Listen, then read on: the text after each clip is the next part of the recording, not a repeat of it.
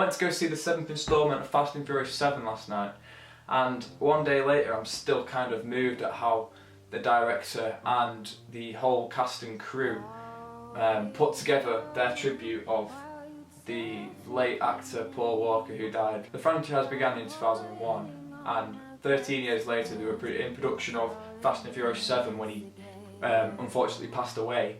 His younger brother Cody stepped in and played the last couple of scenes as his big brother's role in the film, and obviously they used CGI to make it look like Paul Walker, but it was just completely surreal to see that, really. You just really can't imagine how difficult that would have been for everyone involved in the film to get that bravery and get all the guts behind you to carry on with the film and get it out there for the fans and for obviously Paul Walker and his family, and just it must have been really, really hard. So huge respect to them for that. I'm trying to conceal all the spoilers I can, but I'm actually going to admit it because I cried at the end, right?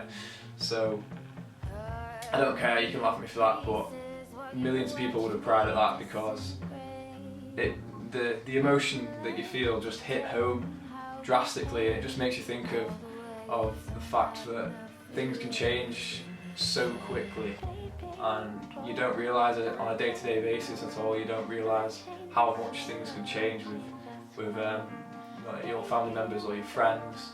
Things could change the next time you see them. Like it could always be the last time you see them. I know it's a bit grim, but it's a fact. So I mean, don't take anything for granted. I mean, that's the kind of thing I took from it. Seeing the major scene and thinking about things, as cliche as it sounds, it makes me want to be a better person, just fulfill my potential incredibly. I really recommend going to see this film, so if you get the chance, just do it. I feel like people need to experience it because obviously we do take things for granted. I'm guilty of taking things for granted in life. I mean, go see it. Just go see it. As soon as you exit that cinema, you'll know exactly where I'm coming from. Yeah, it was really well done, so applaud you for that, James Wan.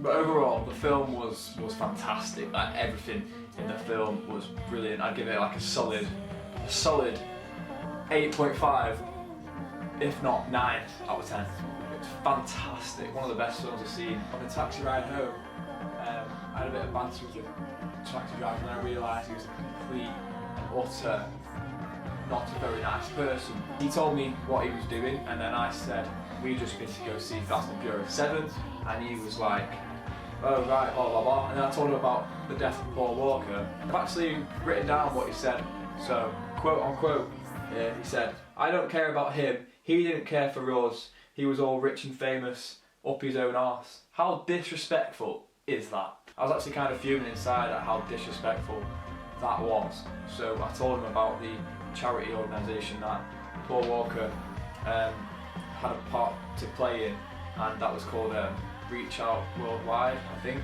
So I'll put that in the description below so you can check it out for yourself. But I think he realised what he said was wrong, and his face kind of dropped. But some people in this world they need to think before they say things, you know what I mean?